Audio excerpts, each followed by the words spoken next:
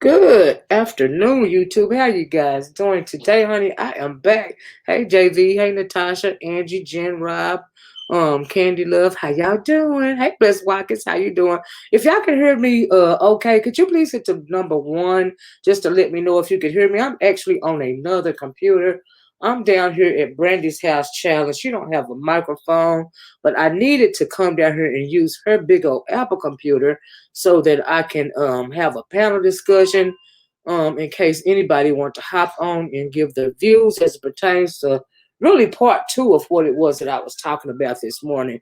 You can hear me good, D. Thank you. Hey, Brenda Holyfield, how you doing?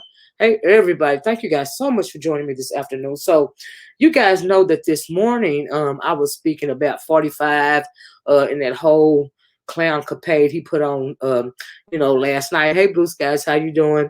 So also what I wanted to talk about this morning was Candace Owens. I had saw a video of hers from the other, now I just saw the video, but it was from a few days ago. And she was speaking on Taylor. And I had a real problem of what this little alien looking child was talking about. And I want to come on here and play this audio so that I could give a reaction to all the effery that she was speaking about. Now, I don't know what's wrong with Candace Owens, but this female, she got some real problems. Do you see what I'm saying? So what we're gonna do is we're gonna get into it, and y'all go, you know what I'm gonna do? I'm gonna go ahead on and share this link in case somebody want to jump on and say what they got to say about this. Y'all know I'm on my black-ish today, if you will. I'm on my black shit today. Okay, because sometimes I don't mind, doing the roasting and the gagging, but every once in a while you have to have a serious conversation. Y'all know how I do it. And today is just one of those days when I am just here for it, honey. So we're going to talk about a little black shit today, like I said. Okay, this is what we're going to do. Hey, Miss Cruiser. Hey, Esri. Hey, Andrea. Hey, Rodney, Eli. So let me play for you guys. This video says it was from 6 days ago, but I am just now seeing this. You guys know a couple of days ago, was it day before yesterday? A couple of days ago. Anyway, I made a video about, Breonna Taylor and the grand jury and all the shadiness surrounding that. Well, it's being said that now, I don't know, as of this morning, they said that the federal judge of Kentucky ordered, hey, making it happen, Manny, hey, Love Wisdom, the federal judge ordered that the transcripts be made public as it pertains to the grand jury in the Breonna Taylor case. And so I don't know if they've done it yet. They said that, hey, Lovely Heart, they said that they were going to do it this morning. But it'll be interesting to see what it was that Cameron, the black state's attorney, had to say, and how he moved with the, hey, Lady Tia, concerning the process, right? And so, but anyway, and when those transcripts are made available, we'll come back and we'll talk about those. But let's talk about Miss Alien looking Candace Owens. This child is so pathetic and sad. She is just a whole clown. I don't know if she's saying this just to get attention. She is clearly unhappy in her life. But Candace Owens, girl, it is not our fault that you had to marry an Anglo, okay? Like, I mean, just because you non-select, it don't mean you have to take it out on everybody. Okay, girl. Especially, like, why would you speak disrespectfully about a dead black woman, and you are a black woman your own self? Just by the fact of who you married to, put you on the totem pole as it pertains to domestic violence and death, honey. So you are not the one to be speaking in this way about this black woman. I'm just saying, child, look at her. And she's so thirsty. You know what I mean? Yeah, it's just a lot. But anyway, let's get into it. And when I start the audio, so they protested about they wanted to transcripts, made public. And so the federal judge has ordered that they be made public. Like I said, they said that this morning on the news. I don't know if they've released them yet, but as of this morning, they hadn't released them yet. And so let's listen to the audio. And while we listen to the audio, I'm going to figure out a way to drop this link. And I dropped the link the other day, and I said the next time I drop this link, I'm going to come to Brandy's house and use her computer, because my computer is not going to support this format for whatever reason. I don't even know how to hit the share button. Y'all have to wait till she come back in here, because her mouse is funny. Oh, that's how you do it. Oop, oop. I didn't mean to do that. I hit the wrong thing, child. Hold on a minute. Let me get this off the screen, right? Hold on. I wasn't even supposed to do that. Oh, child, that's a lot. I better watch what I'm touching. Okay. Your hands are tied, but hey, everyone, if I miss you. Hey, Ronnie Q, how you doing? Hey, Devin. Hey, Lady Tia. So anyway, while I'm doing that, I'm just going to play the audio so I can react to it and we can move along because it's something else that I want to talk about. I heard another, JV, one of your favorite content creators, you know, that duo, that couple that you know and love so much. I heard him on there. Evidently, he was, they call him a troll over there on Sinetta's channel, and he was in his fifis. So he made a video, and in that video, he was spreading some, Mr. Historian Buff himself was spreading some misinformation, and I wanted to come back and check him on it. Okay, Candace. She said Candace Owens just walked in, but I know it must be her dumb arse. Is she in the room now? What? Hey, Lex, thanks for the super chat, babes. The DA didn't even present charges. Charges? Are you saying charges against the cops? He didn't. No, he didn't. We made a video about it the other day. So anyway, let's listen to some audio, and I can respond. And again, this was from 6 days ago. This is Candace Owens' video. It says Candace Owens on Breonna Taylor. This is somebody else's video. Hashtag Breonna Taylor. Hashtag BLM. Okay, so let's listen to the clown. And hit the one, if you can hear it after I hit the play button. Okay. All right, everybody.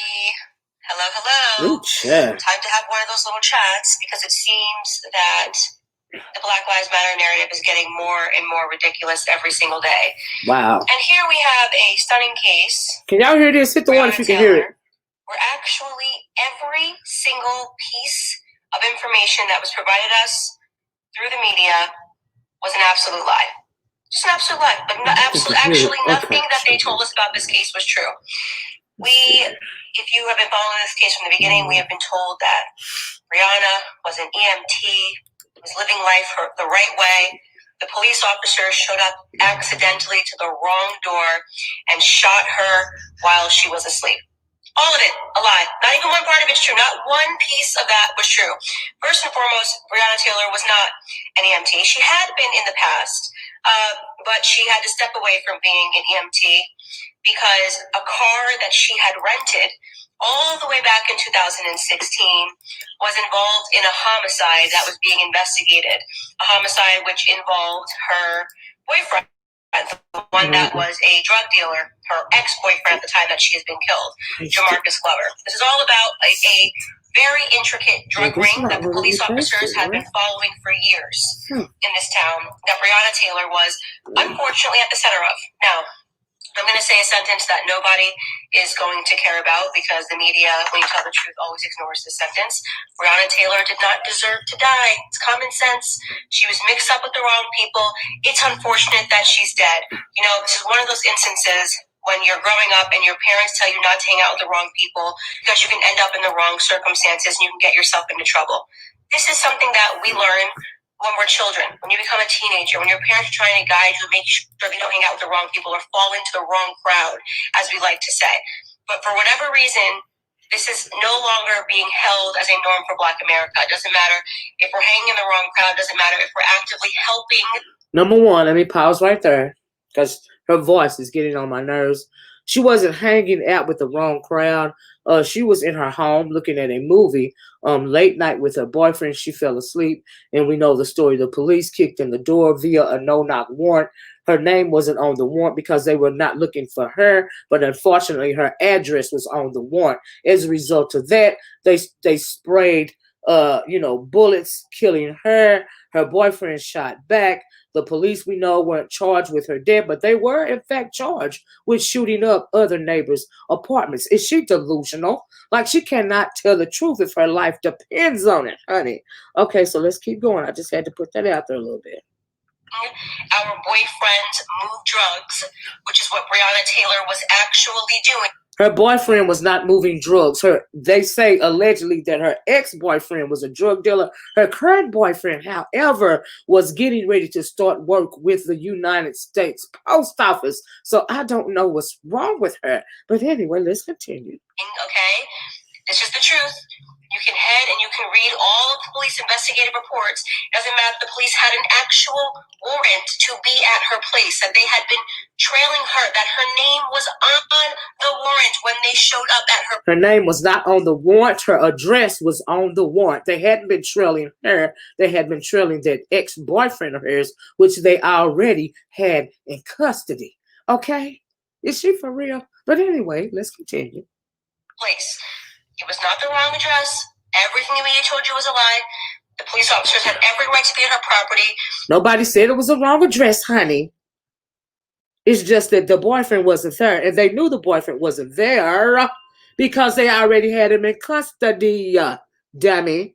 They had been monitoring that property for weeks. They had a poll camera watching every single thing that group of people did because they were involved in. Yet and still, if they had a camera up the pole, then they would have seen that her or her boyfriend didn't have any drug traffic going in and out of her apartment because they didn't do drugs. She was working for the city already as an EMT, and he was getting ready to start working at the post office. What is this fool talking about? Okay. She sure is, Andrea. I agree. Crack cocaine. They were moving drugs. And Jamarcus Glover was the person who was... This little ignorant heifer look like she moving crack cocaine. Okay, and her eyeballs, her face shaped like she an alien. Okay, I don't know what's wrong with this fool right here. I don't know if she got ADD. I don't know what's wrong with her. I don't know if she's just an outright liar. I don't know if she mad because some black man hurt her feelings and the little black girls bully her at school. I don't know what's wrong with this fool. But this heifer is delusional. And she is absolutely dangerous when it comes to black people, in particular black people in the United States of America. Okay. The center of it, okay? That's the truth. You were told that the police officer shot her while she was asleep. No, she was standing in a hallway, right? You were told... So she gonna deal with semantics, right? Okay. She was asleep when they bust in the door and didn't announce themselves at first. Of course, if somebody kicking your door in the middle of the night, are you not gonna jump up and gonna be afraid? What's going on? What's happening? They kicked in your door. Well, they knocked in your door with a battery ram, or however it is, whatever they use, I'm sorry, to knock down her door. Why would you not jump up? Duh, you big dummy. Ugh. She had nothing to do with anything, and it was all an accident. It was not an accident, okay?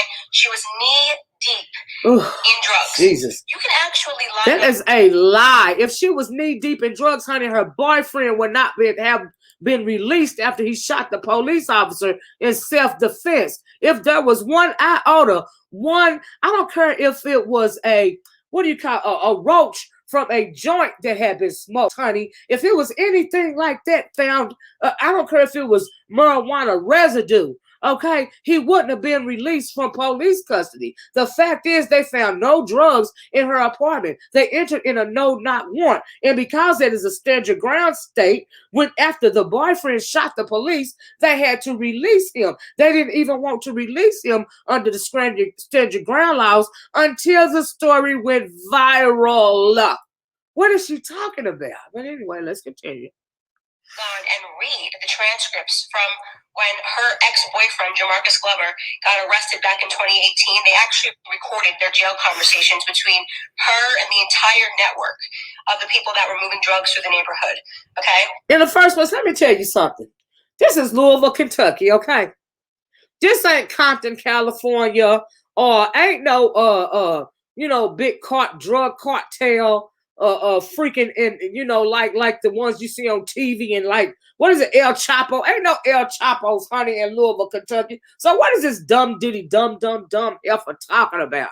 Okay. Sure. Anyway, move right along.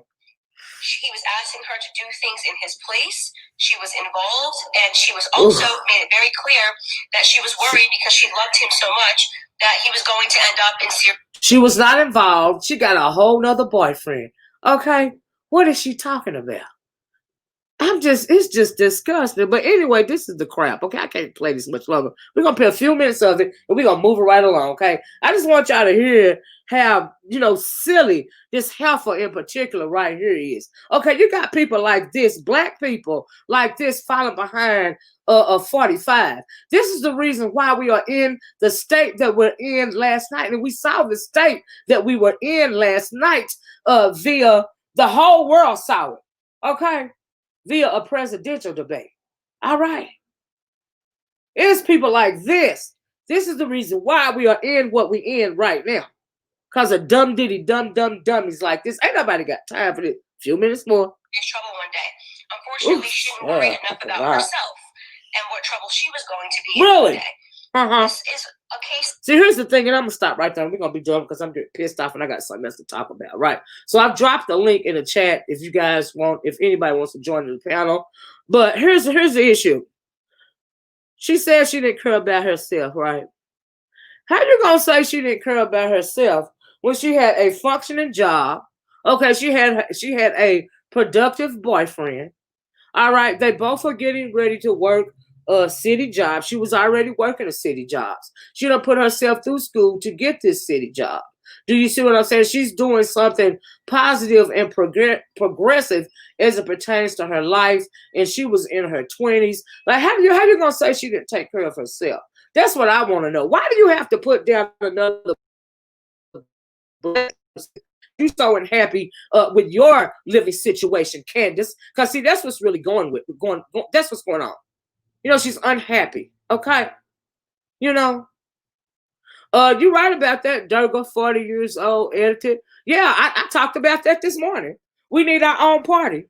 I talked about that this morning. You're absolutely right. We'll touch on it again, but I absolutely agree. I talked about it this morning. But anyway, I just want y'all to hear a little bit of that in lieu of them being ordered to release the records, the records to the grand jury hearing that they had about as it pertains to whether they were going to charge the officers or not. We know that they did not charge those officers. And what I want to do is move it right along, because let me see if I can find this video for y'all. Now, I'm not trying to be messy, and I wasn't even to, I don't even think I'm going to, but I found this, listen to this video, okay?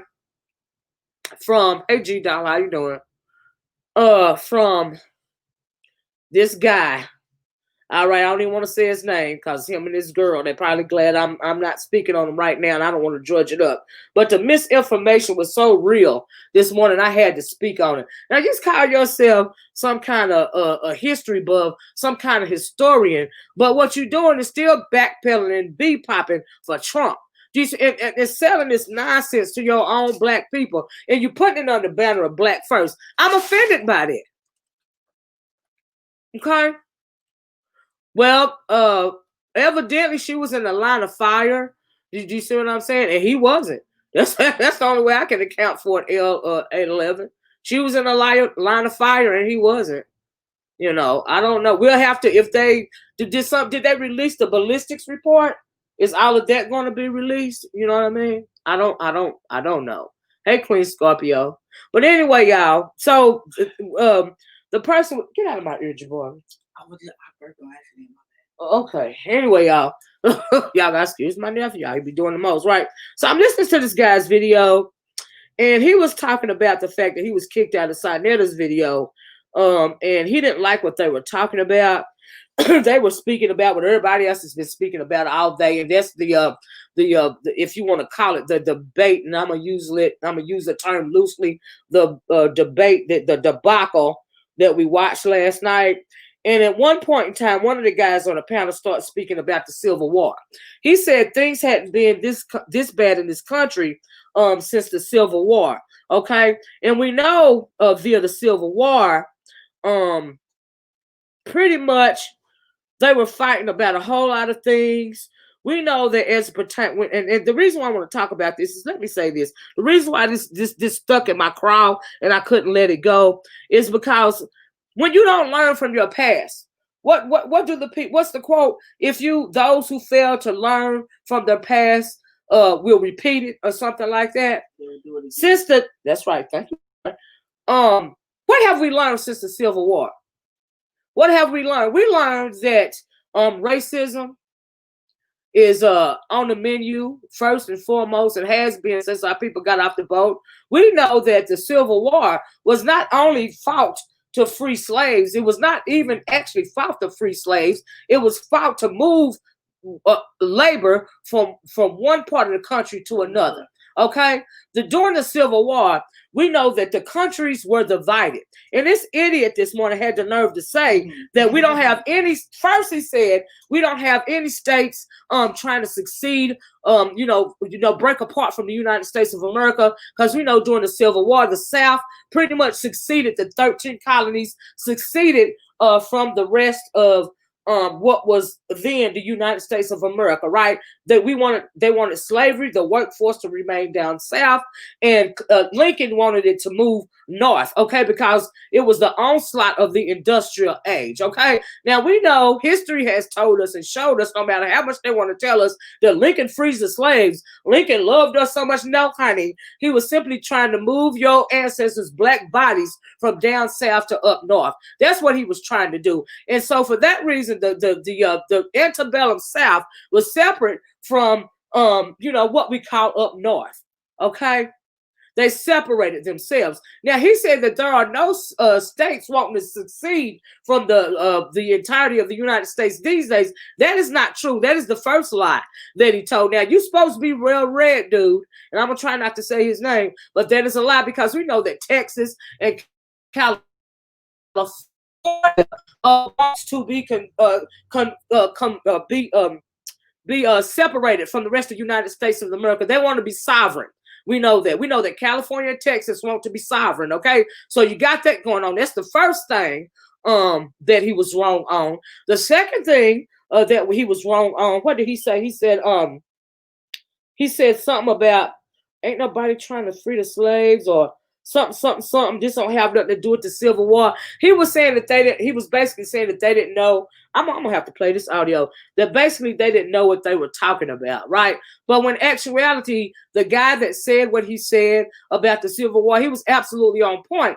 For the reason I said a few minutes ago, if you don't learn from your mistake, you will be deemed to repeat it. We know that the United States of America has never reconciled with ADOS. Okay, they have never reconciled. They have never apologized or set forth to put reparations or anything else as it pertains to black people. They have not, don't even have the need, don't feel that they have a need to atone for their original sin, which is slavery. Okay, and even on up to today, they are still sinning. It's called white supremacy racism. It's called the whole system of white supremacy racism.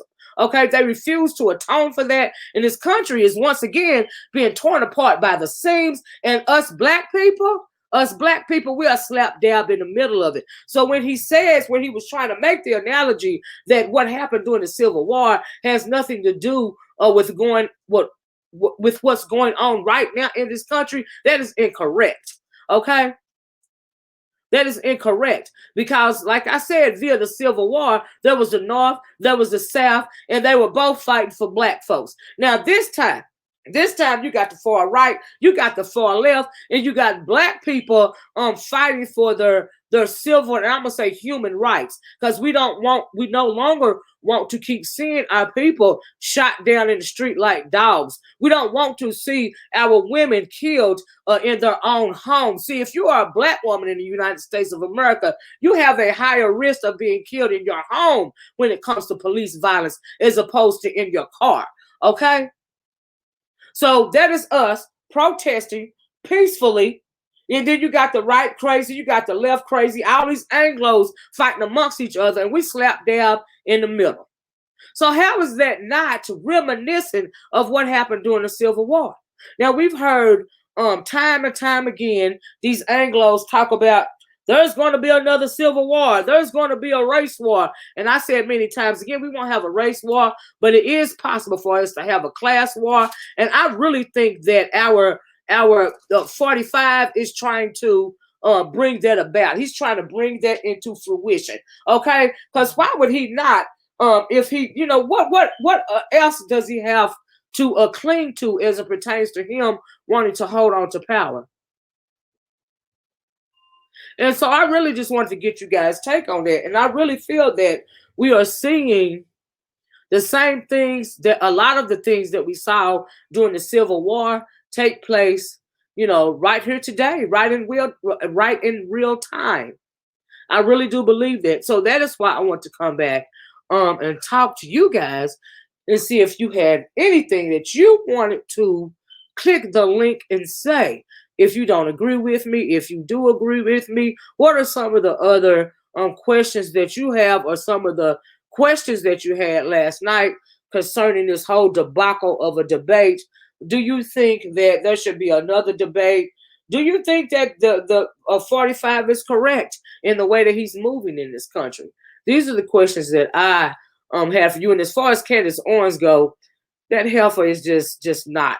She is a class war for the money. I agree, Ronnie Crew. She is just a non-select ass Heffa. That's all she is. Okay, that's the best way I can put it. And so, and I never dropped the link. And I said, well, I'm going to come down here and I'm going to try to drop this link. See if you guys want to hop on here. You got anything to add to the conversation or anything else? Do you have any questions? Anything like that?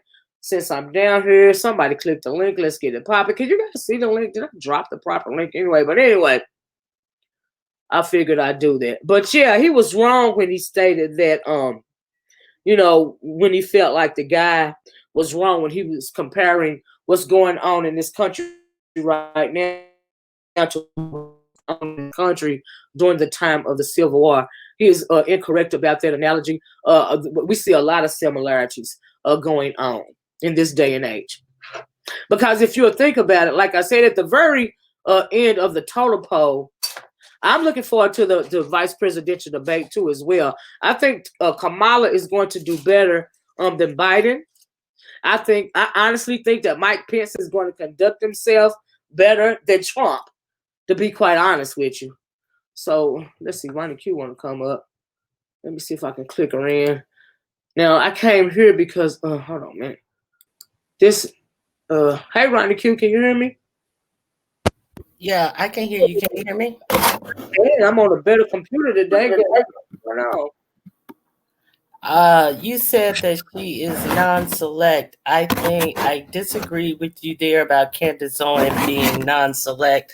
I think she's very select. Do you know about her discrimination lawsuit against her school in 2008? I was putting the details in the chat while you were talking. Mm-hmm. Yeah, I heard about it. Absolutely. And she used the NAACP, which she now calls one of the worst groups for Black people, to help her secure $37,500 settlement in her discrimination suit against her school, where white kids were saying that they were going to tar and feather her and calling her dirty, where she had to miss 6 weeks of school because she was being discriminated against because of her race. And then she's going to turn around and say that the NAACP, which fought for her in her own discrimination suit, was the worst thing for Black people. Yes. You're absolutely right, Roddy Q. Yes, absolutely. I remember that. Okay. I remember reading about it. Now, this debate... Why do you say that she's non-select? Do you know what I mean by that? I said she's very select. You said she was non-select. She's very selective. She cares about herself.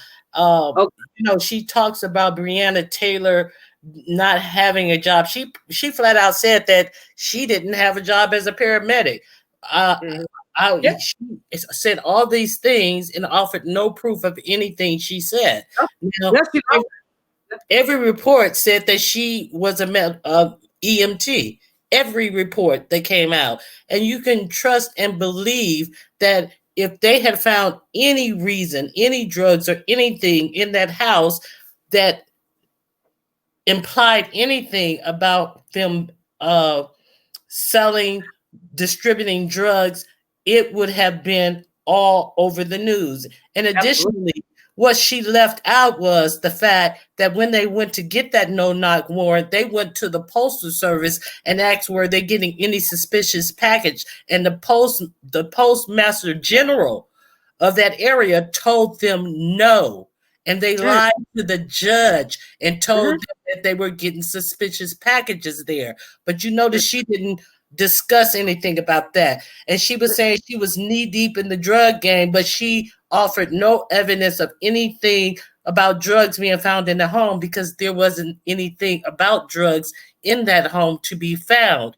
And, you know, it's just deplorable. And the way some people likes to sit up here and talk against their own interests at any cost to try to distinguish themselves different from other Black people is really deplorable. Yeah. I'm glad you brought that up because I see her as a she hates herself. I don't know if it's because she was bullied by whoever it was that she was bullied by in college. I don't know if she's been bullied all her life.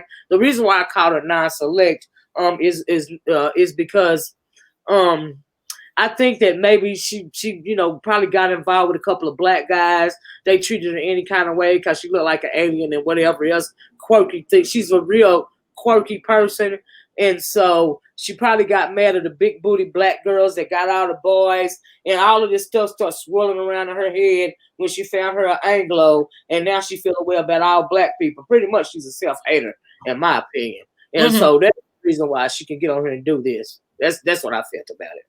Yeah, and that debate last night, you know, I saw a Republican strategist, Mike Murphy, and he used to get on my nerves when George W. Bush was in office because he was just like so staunchly Republican.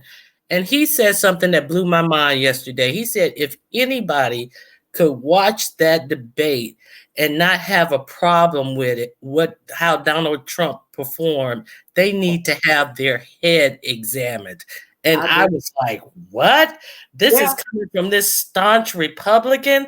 I couldn't believe it. I'm sorry. No, you're absolutely right. They're sick of him. A lot of the Republicans, a lot of them are afraid of him, but some of them, including the majority whip, Mitch McConnell, you know, he be trying to contain himself, but he really can't contain himself. When Trump went on to talking about he don't know if he will have a peaceful you know, turnover of power if he's, you know, not reelected. Mitch McConnell said that there will be a peaceful transfer of power. You see what I'm saying? President will be sworn in January. You know, he's you know, the majority whip. He's the head Republican in office. You know, besides Trump, as far as I'm concerned, he is the leader of the Republican Party. You know, and really not Donald Trump. And so there are several of them that are speaking out. You know, against Donald Trump. They are sick of him. And I like the way. Could you tell me who this Custard Man is? Is he what is the Custard Man? What is that? Because he's wanting to come up. He's an ignorant troll who has called himself doxing me and all this. Okay, so he's ignorant troll from over on Sir King's page who called himself doxing me and putting up phony pictures saying they're me and just an ignorant troll. You can let him up if you want. You want your platform to go crazy. No, ma'am. It's up to you. No, ma'am. He's here. I had heard the name before. There are a lot of names, you know, on here. There's a lot of people that have a lot of troll pages. I don't know their names. Half are probably on my page because I done blocked them, but they, you know, they get off on, you know, I guess me speaking to them, and I don't know their troll names. I don't care about their troll names. You see what I'm saying? You can trust and believe he won't be able to converse on the topic that we're speaking of in any intellectual way. Absolutely. I got you. But anyway, I'm sorry about that. I just seen it pop up, and I want to know what the deal was with that issue. Do you see what I'm saying? So anyway, continue, child. I'm sorry. Go ahead. The thing about, I meant to say 45. And also the thing about what Mitch McConnell said, I like the way, I've never liked anything much that he said, but I like the way he put that, and he was like unequivocal in his statement, like, you know, I'm not going to hedge around, I'm not going to make like, oh, we have to see what the courts say and all this type of stuff. He was just like, no, this is going to happen. It's going to be a peaceful change of power, and that's it, and that's all. You know, so I do give him that as well too. They sick of him. But if you notice the way he said what he said when he was speaking about the Proud Boys last night, I really think that what he means by he's not going to agree to a peaceful transition of power, I think that he is going to call himself sitting all of these racist hate groups like the Proud Boys and the KKA and the Oath Keepers and the whoever Promise Keepers or whatever they call. I think that he is going to try to incite some type of violence in this country. Do you see what I'm saying? And I think that is his plan. And that is another reason why he won't. That is the number one reason, in my opinion, that he won't denounce them. And that's why he said stand by. Mm-hmm. Yeah, stand by. Everybody know what stand by. Stand back, but stand by. Yeah. And I see nothing wrong with poll watchers, people who are there to watch the polls and see that everything is going okay. But now think of it if it was the Black Panther group who were going to be the poll watchers and who were organizing and in the numbers of the Proud Boys. And then today you notice that he comes out and say, oh, I don't know who the Proud Boys are. Well, the question specifically asked about the Proud Boys. Now, the debate was last night. Now, it was a whole lot of swirling about you not denouncing the Proud Boys. So if you didn't know who they are, for real, you had plenty of time to figure out who they were before you got on that helicopter in front of that press today to say, I misspoke. I didn't realize the Proud Boys were a racist group, this, that, and the other. But just to come out, I don't know who they are. I don't know who they are. I'm sorry, go ahead. But you're right. So, I think that he's just setting it up for a lot of people to get hurt and to sit up here and act like all of this is not happening under his watch.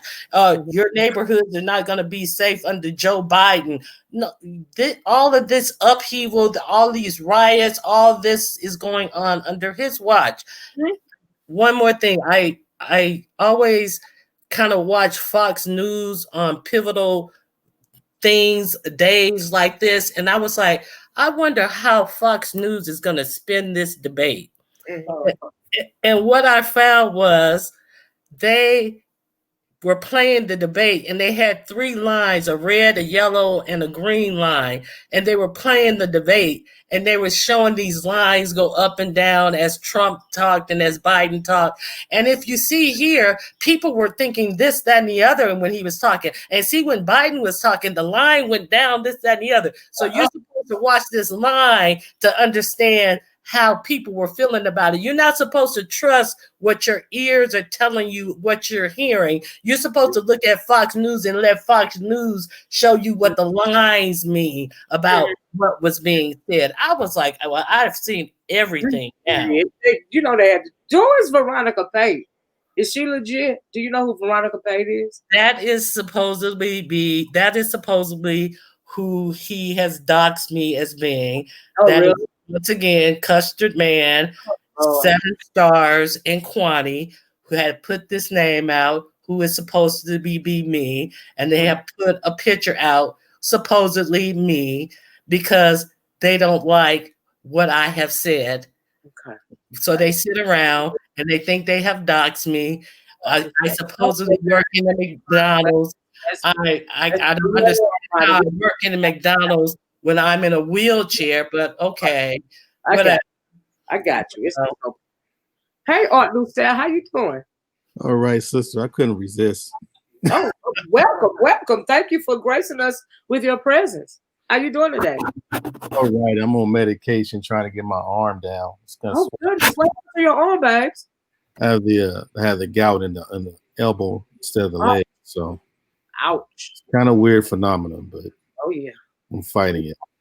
Oh yeah. What do you think about the whole show that went on last night? I can't call it a debate, but what do you think about the representation of the office of the presidency of the United States of America? I was looking at them. I'm looking at flaws in both of them. Yeah, absolutely. Definitely. I mean, what's his name? Trump definitely was I could say, revealing his true nature. Yeah. And the funny part was, and then I know sister was saying stand by. He was merely saying stand down, as though they were working for him.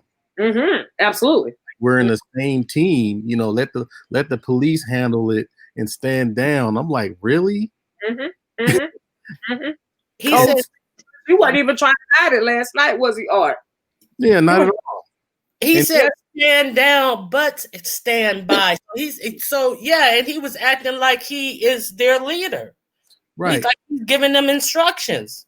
Right. And I'm sitting there, and then, you know, Biden was trying to, you know, it seemed like he was hoping, you know how it is when you got this weak dude that's in a group of fighters, but you don't want to fight. He was trying to, if you notice, he was taking the attention off of black people when it came to racism.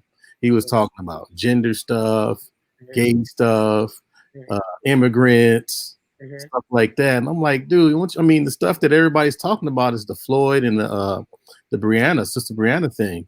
But trying to run away from it. And then not Bush, I always mix them up.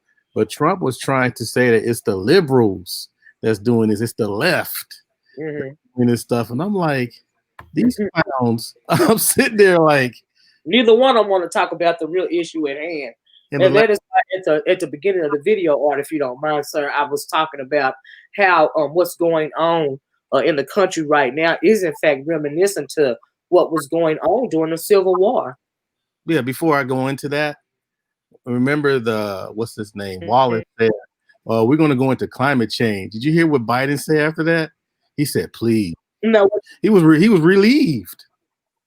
He was like, oh, thank you. Everybody knows his track record when it comes to racism. You know what I mean? So he don't want to go there either. I agree with you, Art. Yeah, I agree. And then you were talking about, I guess the whole meaning of the Civil War. How, and I can even throw this in the Republican or actually the political debate too, because a lot of the Republicans try to say that since Lincoln freed the slaves, you should be Republican. You know. And I'm like, you don't think we read history? Absolutely.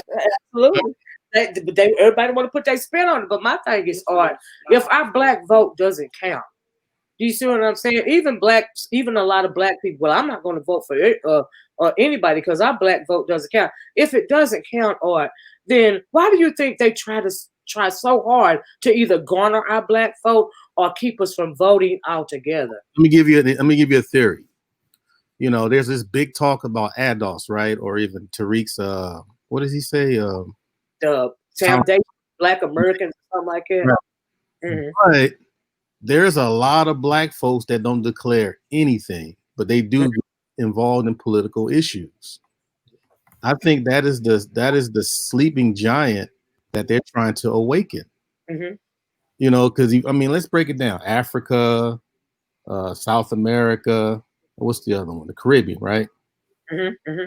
And a lot of them do, you know, I teach. So when you get people from out of the country marking down their, what do you call it, their identity, most of them put white, right? But there's another half of them that just don't put anything. I think they use undeclared.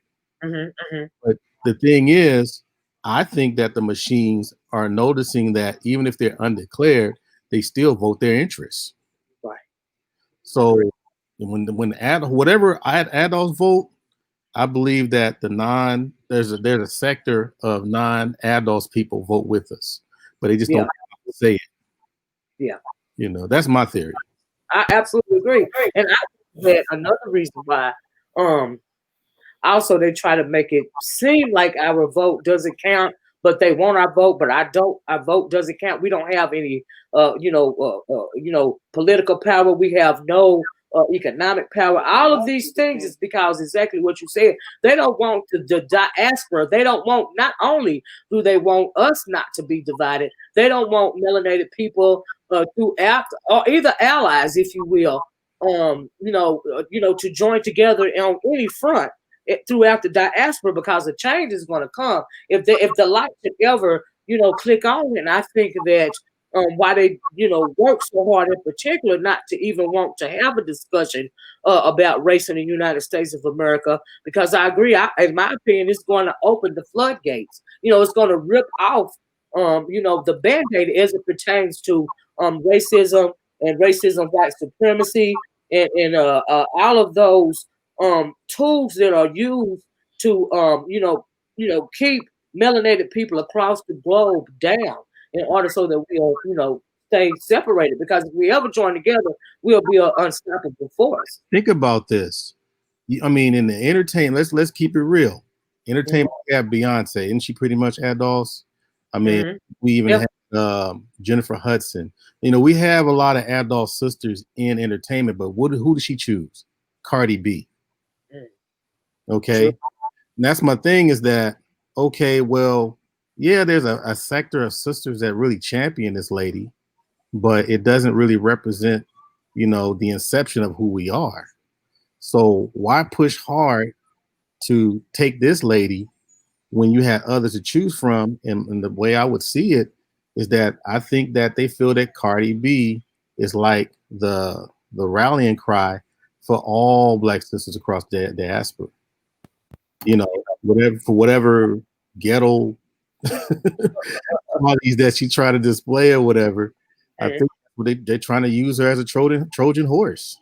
Well, because our young people have been dumbed down to the point to where they can't even hardly understand the meaning behind a lot of the Beyonce lyrics.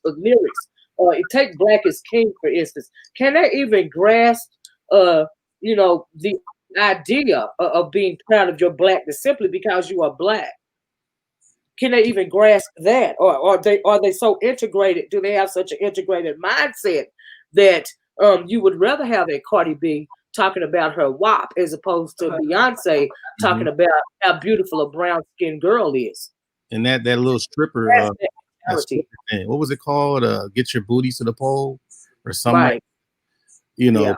People say that it's from the left or whatever, but I know it has some kind of machine behind it to put that together.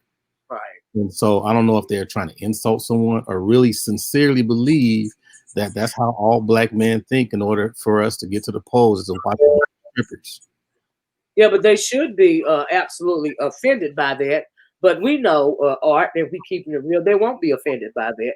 Do you see what I'm saying? Because that is the mentality for a lot of not only Black men but Black people in this throughout the diaspora. We have been taught to demean ourselves. We have been taught that we are less than. So they feel like the only way that they can reach us is through the sexualization of even a political a rally, a campaign, a political election. You see what I'm saying? They're savages. That's the only way we're going to be able to move them is to sexualize it. And I know Sister Ronnie Q wanted to come in. But unfortunately, that get your booty to the pole thing is going to get some people to the polls. And, as much as we may hate it, that is in our climate with the mentality that a lot of our young people have today, that is an effective ad. And I saw the ad and I was like, when I first saw the ad, and I was like, what the heck? And then when they start talking and were actually given information that would affect people's lives, as like the cash bails and things like that, people don't understand how this cash bail is really affecting and keeping people in jail who could be out of jail and things like that, and how it's important for you to vote in who's going to be your district attorney so you won't be in jail on a whole lot of trumped up charges and overcharged for things and stuff that other races don't even get charged for. These are really important issues beyond, so how I'm not just saying, like you said, our society has been so dumbed down and over sexualized that, it's just another way to get eyes on the topic. And it's sad, but it's true. Let me ask you this. By the way, they were looking at us as Black men, Do you think they were looking at black man as a monolith? As a what? And, okay, do you believe that they were looking at black man as all, they think the same way across the board? They always, as 99% of the time, they think we as black people think the same way across the board.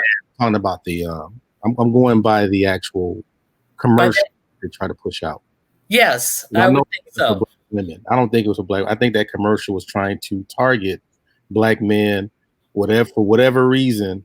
I don't know who's on their campaign or who's in the background, like saying this. They're like this. They would go for this. But in the same realm, it still put black women in a certain light too. So it doesn't put black women in a good light either, because it has us, in a light like we're all hoochies and over sexualized and we all twerking our butts off and this, that, and the other. So it didn't put anybody in a good light. Then was there an outcry for that kind of imagery? No, no. You see what I'm saying? So the whole thing is that, okay, I'm a teacher and an adjunct professor. I have to really watch my image. So that kind of stuff right there, I don't even look at different clips to what people were showing on their panels. But I know, we got fathers, they got daughters, we got people that respect women and their mothers and stuff like that. They ain't trying to, and then the thing is, those are the people that it seemed like they weren't even targeting. No. You know what I'm saying? So my whole thing is that, we speak up, which is good. But I think that we have to keep letting people know that I'm not drinking the Kool-Aid. Correct. But that right there, I was offended. I was offended for all of us, but definitely I was offended because it's like, okay, if you're going to put a commercial out like that, what about a churchy commercial? What about an educational commercial? What about a political, you didn't have, only thing you had was just that, get your boots to the polls. And like I said, I know people got people in the background coming up with ideas and got these chalkboards on the wall and putting these little cross and X and O's there and saying, okay, we're gonna do this, we're gonna push this way.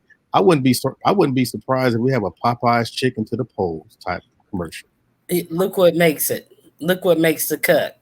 I wouldn't be surprised. And going back to Biden, man, and Trump. And Kamala Harris. Oh, that one too? That's another one. What really got me about this sister, I'm Omega Psi Phi Fraternity Incorporated. So, and she came to my fraternity brothers events and campaign. I saw pictures. I'm like, get out of here. But the thing was, I started looking at the record. If anybody can look up 2010, when she was under her watch, if you look at that chart where she had her incarceration rate, everybody else was in like maybe low 500s or below. The brothers were the only ones at 3,000 something people that was incarcerated. If you look at the what do you call it, I think it's called the Department of Labor report in 2010, it was a huge increase in immigrant labor. So if somebody's going to bring that up at a debate, she better have some answers. And there was also the scandal where she had the person who was doing the forensic evidence was stealing drugs on drugs and things like that, and they had to kick out a lot of cases, and she really fought hard for this person, the forensic person, as opposed to not getting the evidence overturned and stuff when it was proven that this person was doing things that they wasn't supposed to be doing and had questionable. These people went to jail under questionable evidence and things like that. So I had a real big problem with that. I mean, if it's a problem with the forensic, let's get it retested. Why would you fight that? who would fight that? But she fought tooth and nail for this crooked forensic evidence person. So, and that kept up a lot of innocent people in jail. Ronnie Q, isn't it all politics? Because isn't her position is to get to governor and president, to get to those places to the point where they will cutthroat our people, to have a certain type of percentage, to say this is the work that you have gotten you to the level of, now we'll present you as a governor, we'll present you as senator. It's not about us. It's about their record of getting to their main goal, which is where she's at, and it's cutthroat, right, to get there. But no, but the thing is, that's not what it's supposed to be. It's supposed to be about fighting crime, and for blacks to be only 14% of the population, and like the high 70s or the low 80% of people are in jail, that does not square right. And we're not just supposed to be the people who are just preyed upon to fill up these prisons and these for-profit prisons and things like that, so that this one person can, climb up the ladder. That's not how it's supposed to work. If you're going to fight crime, that's what they do. Fight crime across the board the same way. So many black people get shot and killed for like flinching or moving, and then you have these different races who are all out fighting and brawling with the cops, and they don't even get tased. They get taken into custody. They have shootout with police officers. They get taken into custody. All this type of stuff, and then if you flinch, you're dead. You're in the casket, or it's just crazy. So, what's interesting is we break down all these things. I work with a lot of professional sisters, and we talk about the whole track record and everything. They half the time they wait for me to finish or someone else to finish. Then they say, well, at least we're going to have a sister in the White House. And that's how they did with Obama.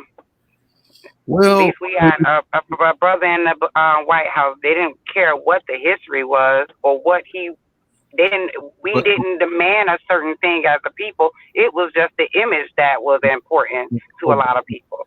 With all due respect, Obama did not have the same type of track record as a Kamala Harris before he got to the White House. And plus, that's true. The only criticism that he had was Jeremiah Wright and Farrakhan. That was it. I mean, I can't, if anybody can correct me, because I'm not really a big Obama writer. He's good as far as imagery. But, we got to call things for what it is. And, and somebody tried to reassure me that, okay, if she makes it to the White House, most likely she's going to follow the powers that be, is not going to be able to take her policies into anything that's going to work against us. And I'm like, I don't know about that.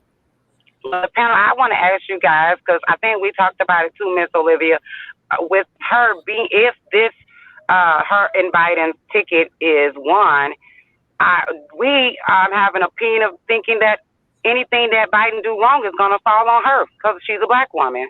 I got a better one for you. He's 78 and a half years old. He probably won't either. Right. You see what I'm saying? He probably won't even make it to the second year.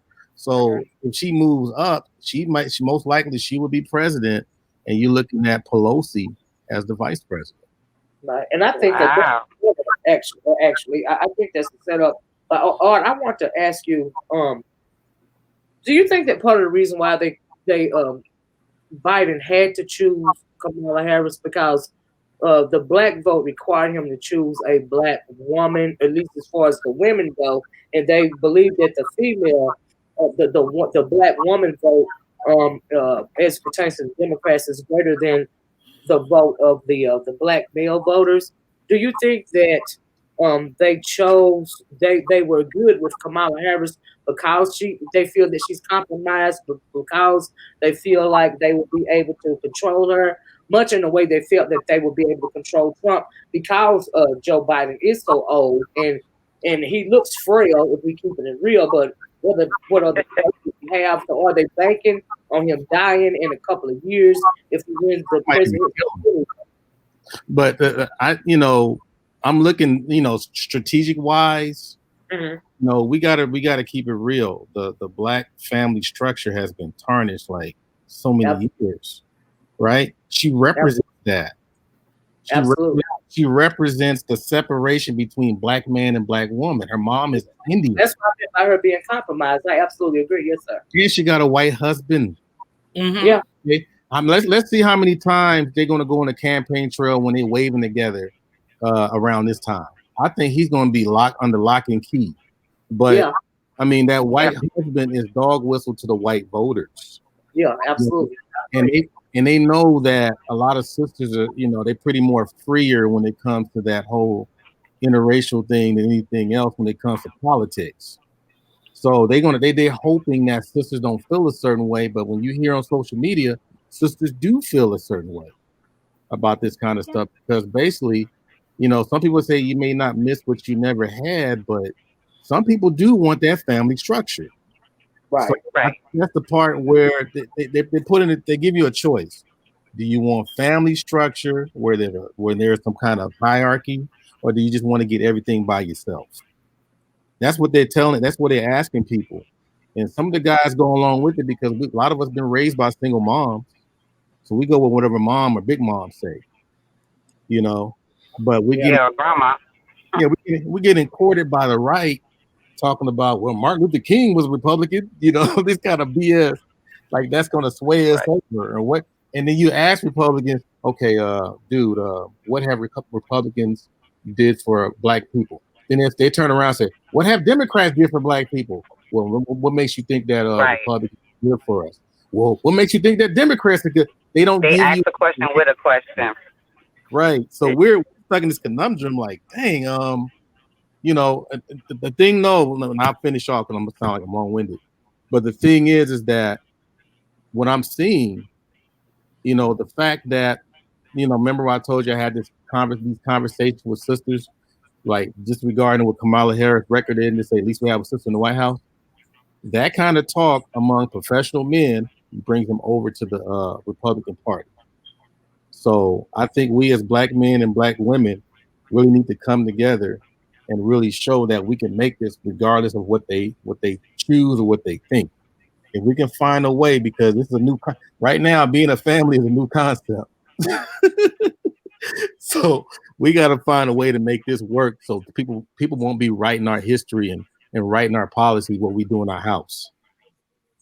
True. I would agree with that. Unfortunately, my thing is that one of the main issues that we have, and I spoke about it this morning,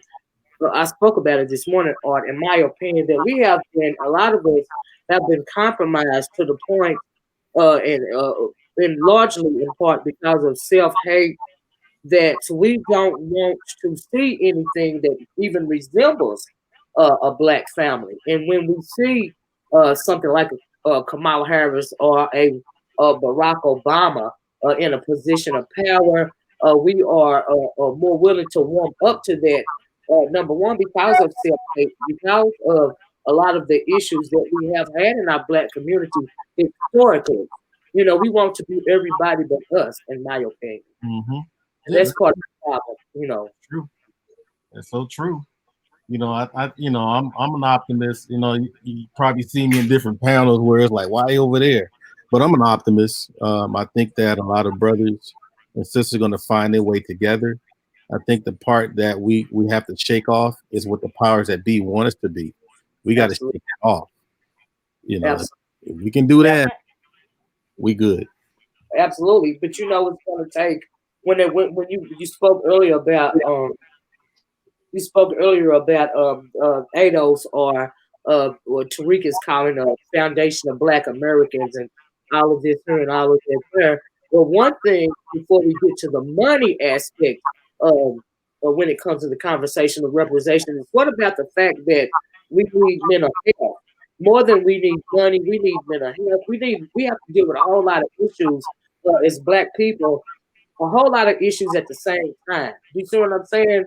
And part of the reason why we are so conflicted and so divided as a people, in my opinion, is because we have so much come at us, so much propaganda set upon us on on a daily basis. Everything you see is dead set against us to the point to where it will weigh you down and it will beat you down and turn you into a Kamala Harris or a Candace Owens or even a product of a of a Barack Obama, if you will, Let me ask you ladies this, and I asked this on many panels.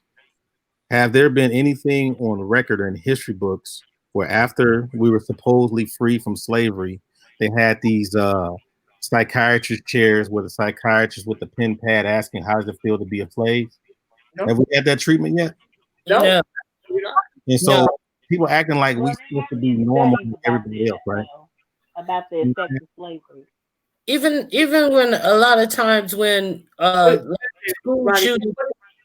I'm sorry, Ronnie. What did you say, Andrea? She hadn't spoken. What did you say, baby? I was going to say there have been studies about the after effects of slavery and how it continues to perpetuate even in today's time. Yeah. So, the trauma of it. I agree, Andrea. I'm sorry. Go ahead. Right. And that's what I'm saying is that, we have to kind of push the awareness of the things that we have seen, because a lot of times, like I said in someone else's chat, we, just like they teach their children from the cradle to dislike and distrust and think we're less than, we got to teach our kids from the cradle things like how this is affecting us, how this is showing up, because I feel like society, and we do it with our tradition, kind of lulls us to sleep with these different celebrities, these different entertainment things. I love being entertained, but I think that we do have to do things like Miss Olivia does and other people, really promote this stuff and speak on it. We can sit like Kamala Harris. I've been studying her for a little bit, and she is not just the one who imprisoned black males. She also had to work against the people in her state. So she kind of did a half and half. Like she did put black men in prison, correct? But she also implemented a prison diversion plan where if it's a first-time drug offender, they could get a high school diploma and become employed as opposed to going to prison.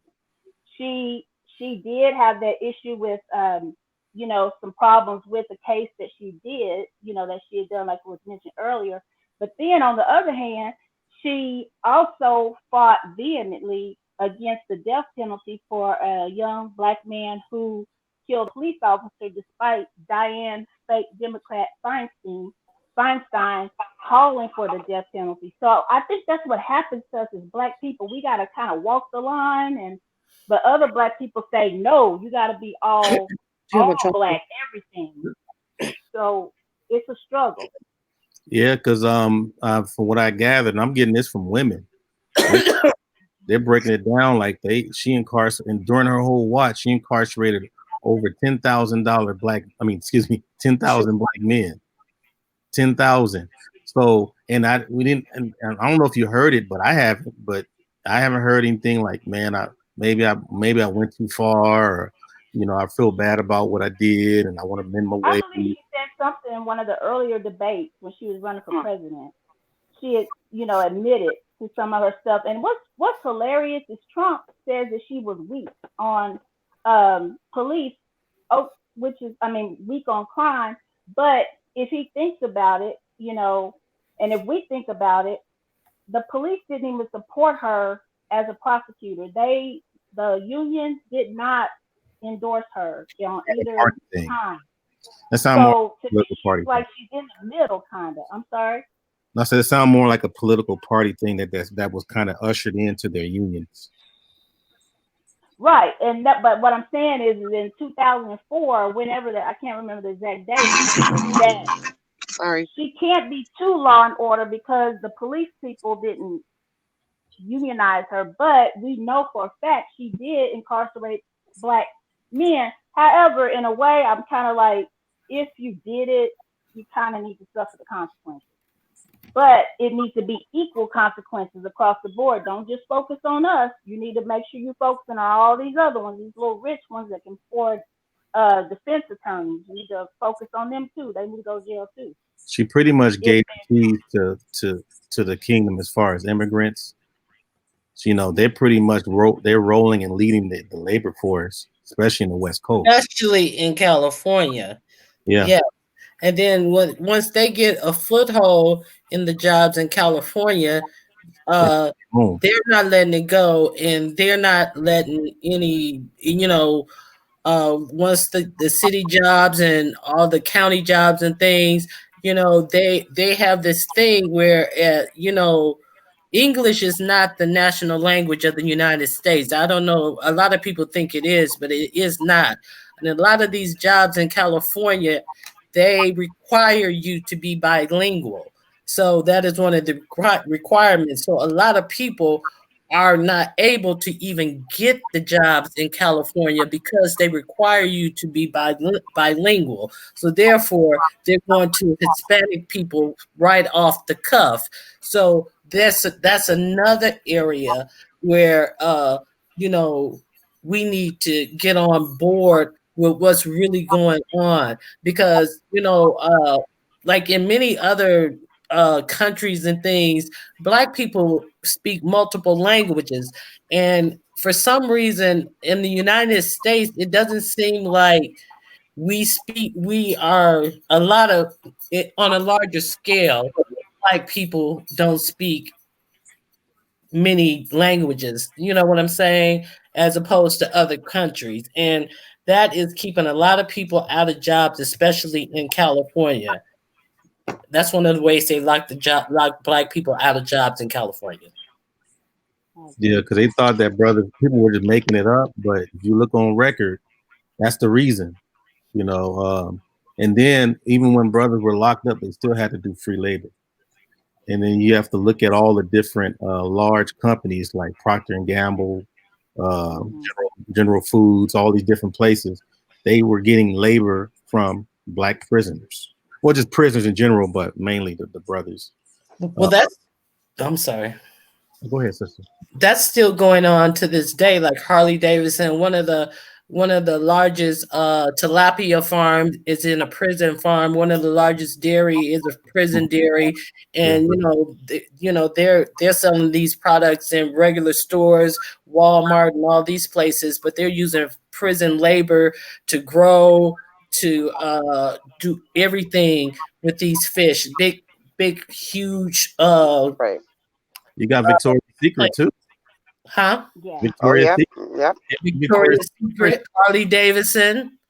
Yeah. There's a whole list. And once these men get out of these prisons, they can't find housing. They can't get jobs. Their record is going. Once you get that felony, you can't protect your family. You can't do so many things that just being an American normal people can do. That felony runs deep. It runs deep to just being able to eat. Those felonies run deep. And that's another huge reason what destroys the Black family, where the Black woman that was waiting for her man to get out of prison, she has to rely on a government that says he's not able to come in that home. He's not able to be there because of that felony. Let's go deeper. How about the Black woman that has her husband or fiance getting false charges on them and they stick? Mm-hmm. You know what I'm saying? It breaks up the whole structure. You know, once it's on his record. Yeah, I mean, Yes. I mean, they planting cocaine and all kinds of stuff.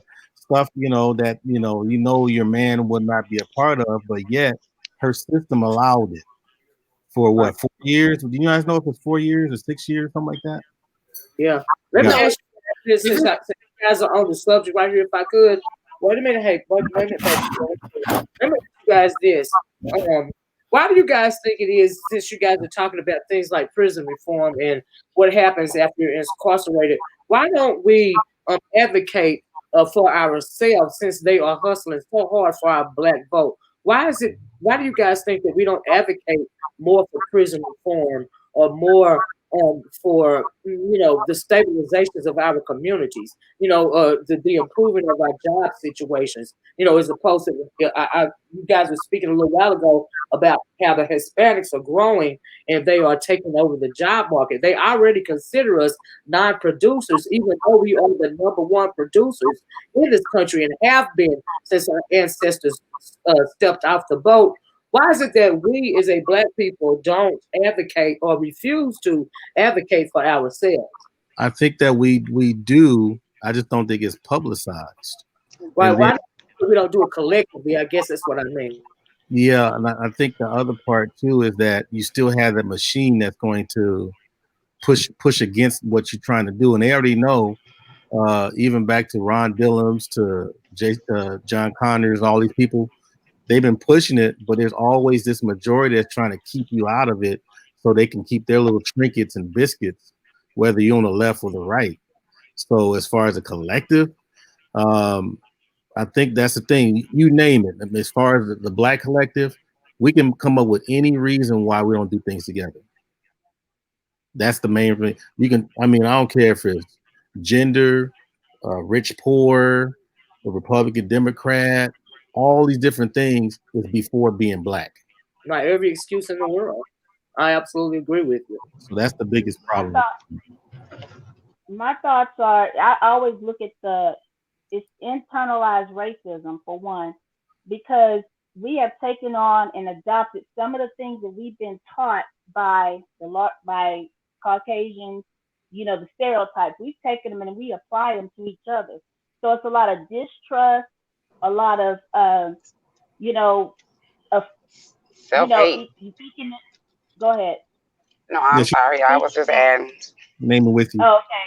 Yeah, thinking that someone's going to get over, like some of the things we say support Black businesses. Well, the first thought most people have is, well, they charge too much. Well, at some point, because they can't purchase the volume that's to charge cheaper, sometimes they will have to charge more.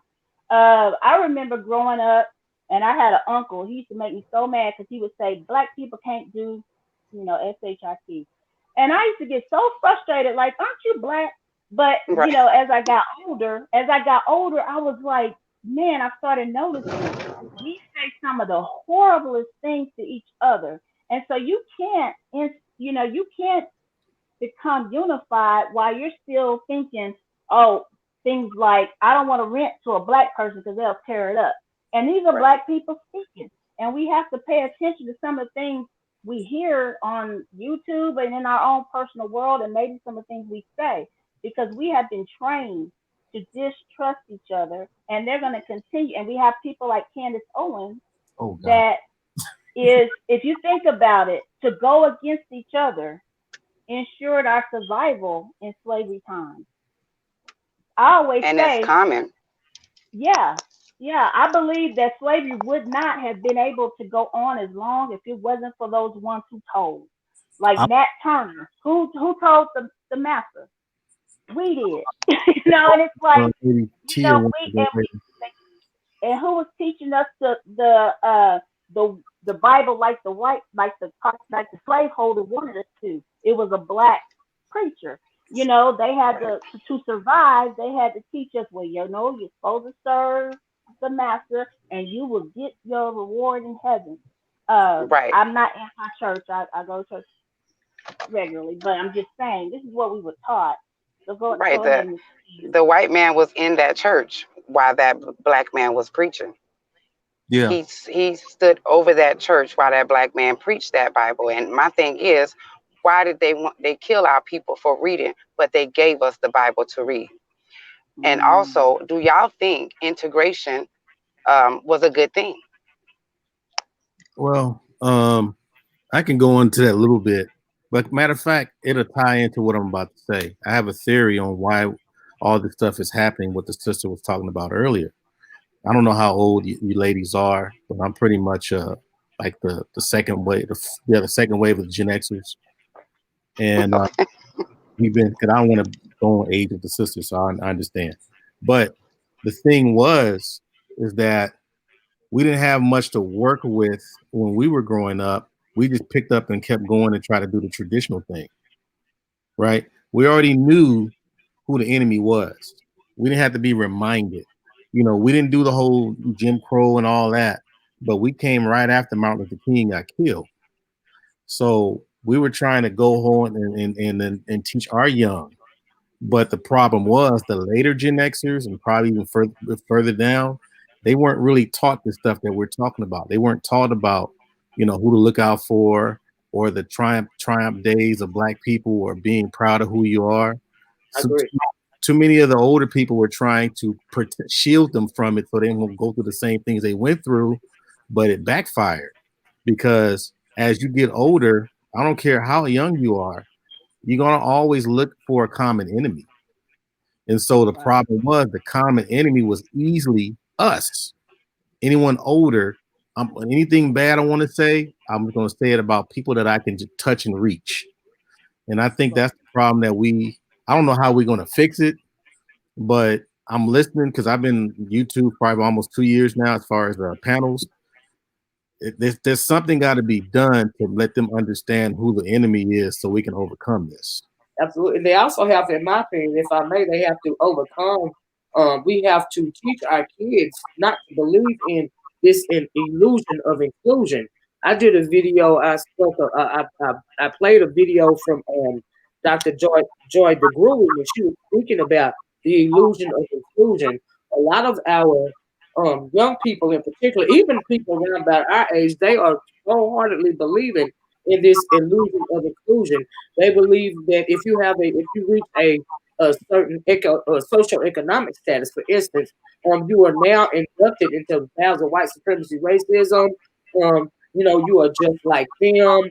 You can move how they move, and unfortunately, a lot of people that believe this, that have this mentality, they eventually get a nigga wake up call, and it hits them hard, slap dab in the face because the illusion the illusion is that we are equal, and that's not the case.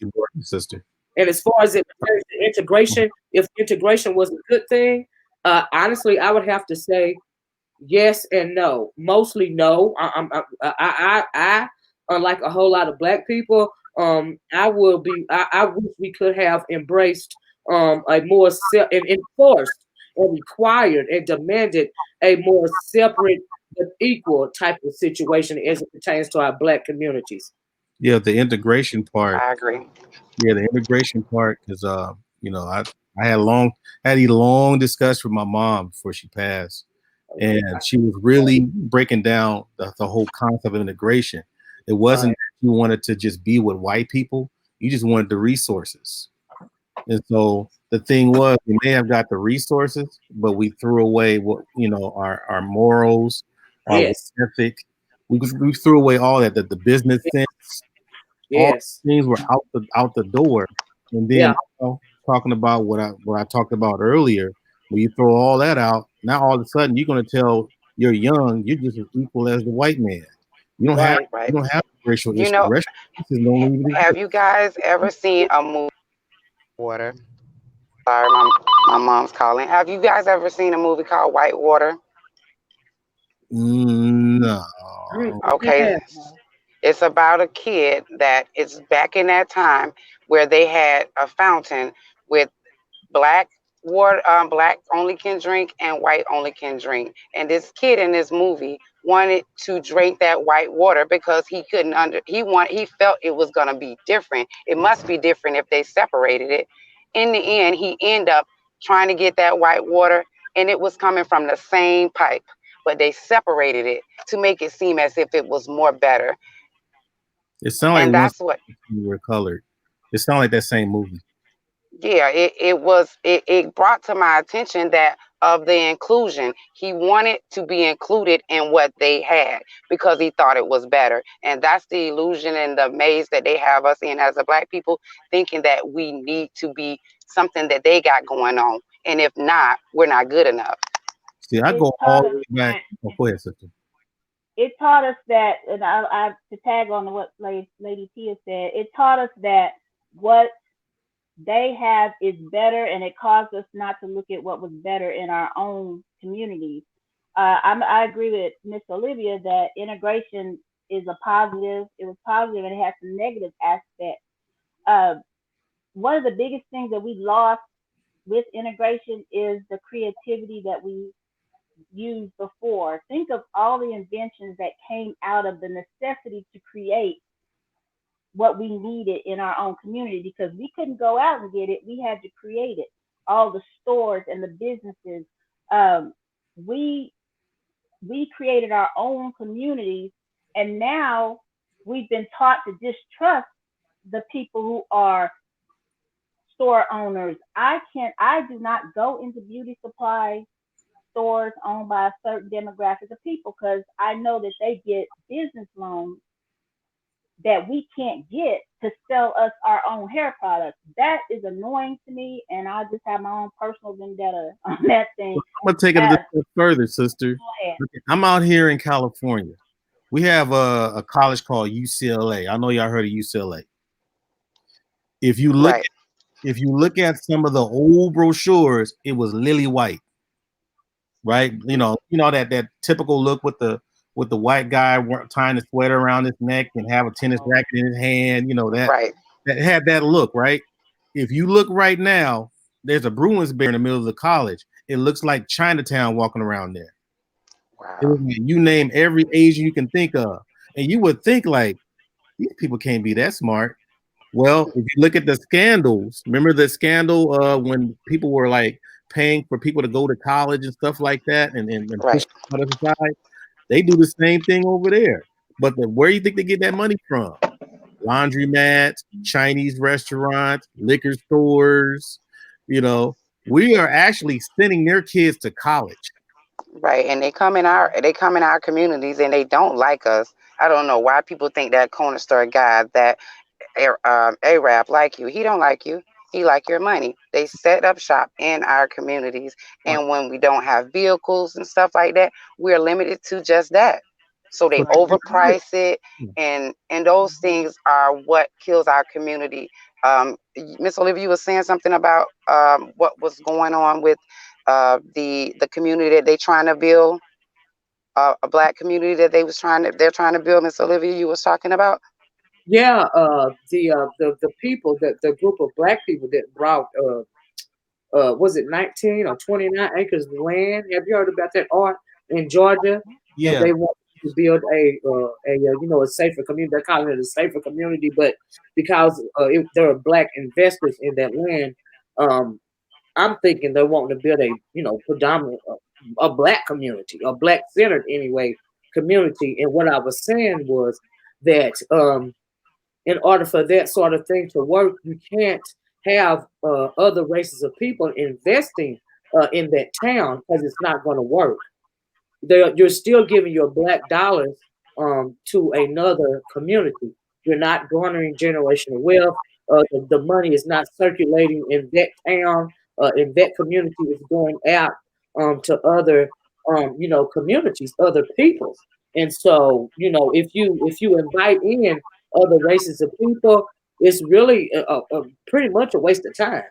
Right. Okay, Olivia. And everybody on the chat, my mom keeps calling. I'm gonna call. Thanks for having me on your panel, Miss Olivia. You guys have a wonderful day. Okay, thank you, Lady Tia. Thanks for joining us. Oh, you're welcome. Bye bye. On that, I think that the sisters that are involved, I think they're coming more from a mother energy rather than a feminine warrior. To mean that. Yeah, I absolutely agree. So when it comes with mother energy, they got to be a father there, and that's the problem. And I think that was the downfall of my mom, as far as her having all these ideals and resources. You got to have some brothers there to look out, to do the handwork or something to make sure that nothing will go wrong. Absolutely. But there are not only females, that invested in that land. There are males also. There are far more females. But if you will look into it, you see that there are some families, husband and wives, invested in that land also. You see what I'm saying? The number one talking point is that they want a community. They want to build up a community where their kids can be safe. But they're also not our females. You see what I'm saying? And they are. I'm sorry. Go ahead. You think they're going towards Tulsa? I think they want to go towards a Tulsa type of mentality, a type of township. But that is why I mentioned that if you are going towards a Tulsa, Oklahoma mindset, if you allow other people, non-black people, to invest in your town, it's going to be corrupted. You see what I'm saying? The black dollar is still not going to circulate in your town amongst the people in your community. So it's almost like the Chinese in Africa. It could Yeah. To that point. Yeah, absolutely. Like that, indeed. You know, many countries in Africa have Ghana has a African tribe leader or something like that. I saw that on the web here just the other day. They've elected a Chinese man as their chief of the town in Ghana, and I'm like, this is ridiculous. Like, make it make sense, you know. But thank you, Lady Tia, for the super chat. But that is what happens when you are going. You are allowing people other than your people to invest in your community. Because how does it look for a Chinese man to be the chief of a Ghanaian tribe? That doesn't make sense to me. Yeah, I mean, I'm hoping that they're pulling that Chinese dude's leg. I'm just hoping. Well, I don't know what is it, but it's behind the scenes, but. Right. Well, we know that they'll come in like a sheep, but they'll eventually turn into the wolf. You see what I'm saying? You know, all invaders come in, like they did the way that they got our people, to our tribesmen, our ancestral tribes, to sold off the prisoners of war. They came in with a Bible and talking religion, all the real very spiritual people, making them think that they are going to be treated like the way that they treat prisoners of war amongst the tribes in Africa ancestrally. And we know now that is not what happened, you know. And so I think that a lot of even in this case, them building this town, a lot of investors are field, and they are going to come in like sheep, and they're turn into wolves. They're going to consume the town, but they want their black dollar, and that is when you start talking about integration. A lot of people don't realize, as it pertains to the conversation of integration, Art, and I know that you know this, that one talking point that they when they realized that we were not going to back down, under the guise of integration, they decided, hey, since they want to, be in our communities, they want to eat in our restaurants, they want to shop in our stores. Let's take their black dollar. We will offer them the illusion of inclusion. We'll take their money, but we still don't want them, and we'll only let them go so far. You can buy from our stores, but you can't live in our communities. And if we want to tour you into our communities, you sure can't water any generation here. You can't build anything. You can't really own anything of substance. You can barely own the land. Yeah, that was designed to shut down the mom and pop places. Absolutely. Absolutely. See, there's always a reason. There's always the illusion of inclusion. And as it pertains to this town that they want to build in Georgia, I can see that happening. I can see it happening. That this kind of stuff, when you see this, you would hope that they had cross their T's and dot all their I's. Absolutely. So there's always somebody out there, whether you black, white, Asian. I mean, if you remember Dr. Claude Anderson, he said that racism is a team sport. Absolutely. It's not an individual act. So people really come to, like, for example, I'm out in California. You got Chinese people, Koreans, Japanese, and all of them. They hate each other over here, right?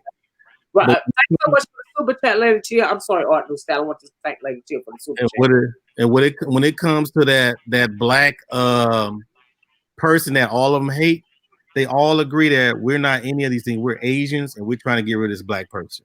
Mm-hmm. Absolutely. Cool. They definitely on cold. Even the white folks, where it comes to German, Russian, French, they still white. You know what I'm saying? We don't have that. I think that's the thing that we really have to work on. I spoke about that earlier this morning. When it comes to the system of white supremacy racism, at the end of the day, no matter what, they all stick together. So when you see a Biden and a Trump, and you hear a Trump talk about the left and the right, they are really on the same team. You right. see what I'm saying? Because we are stuck dead in the middle. And that is the analogy that I was trying to make when I was talking about the Civil War. They really are, at the end of the day, working for the same thing. We are just stuck in the middle. We are just pawns. We have always been nothing more than pawns in this country. And our problem is we refuse to unify because we do have economic power as well as political power in this country. But because of our self-hate, we refuse to utilize it. We have become so enamored with the illusion of inclusion, and being as white as we can, and wanting to be accepted to the point to where we defeat ourselves at the gate, in my opinion. Let me ask you ladies this. By looking at the debate and looking at Biden and Trump, do they look like enemies to y'all? No. They look like they can hang out afterwards, right? Like they're gonna go at a bar or something. Yep, absolutely. I think it's a whole big old, it just don't feel right coming from either end, because of the candidates and because of, and I really think that Trump is being allowed to destroy, the illusion of ripping this country apart. I think he's being allowed to do that for a greater purpose. You see what I'm saying? And so, but because we are fighting for our lives, the lives of our children, we have to do what we feel that we have to do. And the only thing that we feel that we have to do, that we can do, is protest. It's not getting us anywhere, but that is the only tool that we feel like we have, because it was so effective during the civil rights era. It is not effective now. It is outdated. It is not going to work. We are simply not even unified, as unified as we were during Martin Luther King in the civil rights movement. Our communities are pretty much destroyed. There is no more unity at all in our community. We can't even unify under the banner of pro-blackness. And when I say pro-blackness, what I mean by that is simply advocating for our own best interests first. We cannot even come together under that. Yeah, I sure hate that they changed the meaning of pro-black in these social media places. They look at it as anti-white, and it's not. It's pro-black. Yeah, they turn it into one of the things, every other planet, and I say this over and over again, advocates for themselves first. Why is it that in the black community to be pro-black first? Why is that a bad word? Yeah, because the person, you know how we have like BLM. I have a lot of criticism on them because I read it, and they hijacked it. Because if you look at the Black Panther footage from Eyes of the Prize and all that, those were men and women fighting for a common cause, right? And the women knew that the men had their back. Right. As far as BLM, one lady is kind of dudeish, and the dudes got their fist up because this has been a little bit. But that's an organization. You see what I'm saying? The Black Lives Matter movement, in my opinion, is different from the Black Lives Matter organization, because we know as Black people that our Black lives do in fact matter, but that the organization has corrupted that ideology that our Black lives matter. That organization has even corrupted and co-opted that. Yeah, because you got it at the NBA, you got it in NASCAR. Come on, man. Wait a minute. People make their mind when they say they know more about us than we know about us. Okay? Mm-hmm. They don't have to move. Everything we try to do, everything we talk about out loud on the internet, that they study our past. They studied the civil rights movement down to a science. So much so that when we started seeing things like the George Floyds and the Corinne Gaines, and the Breonna Taylors, all of this stuff seems orchestrated. Like, what is the bigger picture here? Why are we being herded like cattle? Why are we being herded to protest? There's a reason for this. You see what I'm saying? But we can see the bigger picture because we are so busy fighting on an everyday, fighting, for our very lives, for our very livelihoods, on different levels every day. I'm gonna say this. And Andrea, you want to come in? Go ahead, sister. All right, Andrea. No, go ahead and say what you're saying. I can hold my thought. Go ahead. I'm gonna say this. We have to really, really remind ourselves that this whole BLM was not a last minute thing. This stuff was probably planned 25 years ago. I agree. I agree. You know, so this, and the thing is, when you're having this emotion, because I talk about energy, you got good energy and bad energy, but even if you have good energy and bad energy, you can still use that energy to get you from one side to the next. So even though that energy is out there, you got some people that's very sincere. They say, hey, whatever, but they didn't do any research on the groups.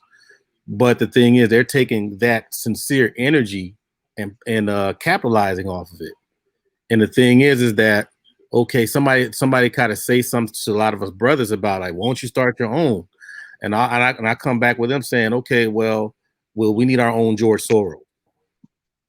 You know, it ain't as simple as just putting things together, because usually when they're putting things together, it's not only a long time in the making, but they have like maybe 5 or 6 things that's going to hit rather than just one thing. Yeah. You know, so right now, oh, go ahead, sister. I was just clearing my throat. So remember, they have something out there that said that racism either lost or gained 16 billion or million. Racism alone. I don't, because I think either Boyce or what's his name, Afro Synergy. There's one more guy that I think will be good. I think it's the African History Network. You know, he breaks that down. He reads articles and back up his stuff. But I think that's the part where we have to understand, okay, well, I know people want to fight the machine, but I think you have to build the machine. You know, you have to build the machine that starts with our young. That's why Nipsey Hussle got killed. I think that's the main reason why he got killed. Because if you got not even him, or I didn't mean to interject, but I'm glad you said it, because wait, not even Nipsey Hussle. Before Nipsey Hussle, who is somebody that could have risen from the ashes to make a difference in the young people's lives back then? Tupac, right? Tupac. He got involved with politics. Absolutely. Because matter of fact, Nipsey's daughter went to the same school with my son. So in that school, school was African-centered education at Marcus Garvey. So that was the thing, is that he was trying to take that and expand it through the neighborhood. Okay, it's dangerous, a lot of things going on, but before it's all said and good, these kids going to have a proper education and a proper mindset of who they are as Black people, and they will not be stopped. And then we talking about STEM and everything else. So when you have that, you building your machine from the young. The only thing that you can do is protect them and give whatever donations you need. If that program is working, give the donations. Like, here, keep going, and then trust me, then you'll see a good counter of what the BS that we're talking about now. Yeah, you're absolutely right. We have to start all over again with the young, and I think that a lot of parents are starting to see that. Well, I think that the mindset is starting to change. They realize that a lot of parents are starting to realize that, hey, I have been duped under the guise of the illusion of inclusion. Yep. You know, I keep going back to that, because that is the trick bag right there. That is the trick bag that led us to the situation that we're in right now, that whole illusion of inclusion. So how do you get rid of that? How do you dismantle that? And I think that's what you're talking about, because that is exactly what we're going to have to do. Yeah, we're going to have to dismantle and get rid of that mindset. Because C. Freeman L, he passed away 2009. He's like my cyber mentor. But one of the things he said, when you teaching the young, the first thing you teach is how they can know themselves. If you don't teach them anything else, but if you teach them anything else but that, then nothing else really matters what they learn. Yeah, absolutely.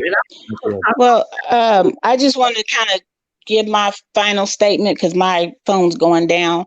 I agree with you, Art, that the education, we have to take control of the education of our children. And when we have them when they're young, before they're really out there, that time is so valuable, because teaching them to value themselves, value others that look like them, like their siblings, peers at church, wherever you have them, play dates or whatever, and teach them that, really have that strong foundation, and then go further, take care of their actual education, take control over it. Don't just stick with what's offered. I remember my grandpa had a bookcase full of stuff, and he would always get us off TV and we had to go read it. I remember reading a lot of Malcolm X. I read Before the Mayflower. I read Angela Davis. I was still in school reading that stuff because it wasn't an option in our family. You had to know who you were. And he also made us join the NAACP, whether we wanted to or not. And so we all, we can't do everything, but we could do something. Like, we need to look at what we could do as an individual, as, like challenging the beliefs that have been fed to us about, oh, our Black sons can't behave in school. All those stereotypes that have been given, we have to challenge those and require the schools to do their job, like being at those board meetings. I went to a board meeting to vote on the curriculum for online schooling. I feel like we have to kind of have our voices heard, even at the smaller level. And and then also we talked a little bit about companies that support prison labor, as well as companies. For instance, I had my life insurance through New York Life. Well, then I heard that they funded slave trade. I was like, oh no, you can't get my money. I'm not paying you to mistreat me. Yes, that was years ago, but it's still my dollar and you will not get it. We do have to kind of look at that. It's always an alternative. We don't always have to go to places that mistreat us. And we do need to spread the word. Like, I didn't know about Victoria's Secret until today, and I jotted that down like, oh, okay, you going on the list. So we have to look at ourselves individually, and then as time goes on, look for those opportunities to join collectively. And Miss Olivia, I just really love these type of conversations. This is why I'm always looking at your videos. I appreciate your time. I appreciate your conversation, Art, Lady Tia, and I hope these type of conversations can continue. Well, when I'm involved, I try to make it like that too. So. Thank you so much. I appreciate it, Andrea. Thank you a lot. But what final words or anything? Or? Oh yeah, well, Art, I forgot what I was going to say. I want to touch on something that you were talking about, but you were absolutely on point. Whatever it was about the children being empowered at a young age. I really went on that. Yes, we have to get out. We have to get out of the mindset of thinking that we're doing something wrong. For teaching, when it comes to teaching our children, that we must love ourselves first. We must love our communities first. You know what I mean? We have to get out of that mindset. We don't have to love everybody. Black folk are too inclusive. You see what I'm saying? Whereas other communities aren't as inclusive as we are. We don't have to love everybody. That is not helping us as it pertains to our community. Do you see what I'm saying? I'm gonna put the sisters on game, and I kind of, believe it or not, I use a lot of this model from my mom. But a lot of, like, today, there is this climate that dudes need to stay away from college, but sisters need to go to college. But people don't really pay attention to what that's going on, because basically it's the norm. The dudes need to do a trade. That's why I kind of poked that. Remember that? I poked at that commercial with the booties at the polls. They said that in that commercial in stripper uniform or stripper stuff. And I'm sitting there like, dang well, when you got brothers that are really up and they call shots, the whole community kind of, for the most part, not all the brothers, but for the most part, the whole community is going to get something out of it. But the thing is that, like you'll say, well, this brother, he's brilliant. He got 3.6, whatever. He should really be a doctor. So, oh no, my baby needs to do a trade or something. He needs to do some plumbing. No, and it's like, and I'm sitting, because I've been teaching for 25 years, and then sometimes you tell the pops, no, he gonna be an NBA player. He gonna be NFL, And I'm like, you still have to send him to a higher thing. My whole thing is, it's not about like, for example, if you're doing electrician work or nursing or plumbing and all those things, nobody's really trying to push those people into college. They got a profession. We need to push people to be in positions to hire these brothers, to give them the contracts or to get a word in. We're not really putting that out there like we should. But there's a whole class of young people, and my nephews included, that they are moving further and further away from the gang type of mentality, even the sports type of mentality, and they are getting back into academics. Do you see what I'm saying? And I see a lot of that going on with the young people, like the maybe the 14 and 15-year-olds or younger. You know, you still have a lot of gang violence going on, but you do see some more of the what do they call it in the ministry, the pookies against the pookie, the lane, the educated names, and all of this and all of that. I think the reason why a lot of educated brothers, or not all, but a lot of educated brothers think that the community doesn't appreciate them, it is because I think the ball players are lifted up to some kind of godlike status, or even the drug dealer is lifted up to some kind of godlike status, because unfortunately a lot of people have never been involved with higher education. Even a lot of our people don't even have a high school diploma, unfortunately, and because of that, you don't see higher education as a goal for a lot of your children, and that's unfortunate. But a lot of young people are taking on that goal, picking up the mantle, and reaching for that higher education for themselves. Do you see what I'm saying? The world is changing. It's changing a little bit in a time, Art, but I've got hope, because I think we need to realize that in order for us, if we want to ever try to dismantle this, in order for you to be able to dismantle the system of white supremacy, racism, you first have to, educate and be able to work within that system. Because if you're going to destroy a thing, you have to destroy it from the inside out, not the outside in. And education is key to that. We need more doctors. We need more lawyers. We need more professors like yourself. We need those people in those kind of positions, so that we can reach back. But then when you get that education, you have to be willing to give back to your community. And I think if the educated brothers didn't think that they were looked down upon, they would be more willing to reach back and help with stuff like STEM and even after school programs and things of that nature, because a lot of them do have the resources, don't fit into the community. And I think that's unfortunate, but I do think it's changing. I hope it is anyway. Yeah, there's a lot of brothers that are equipped.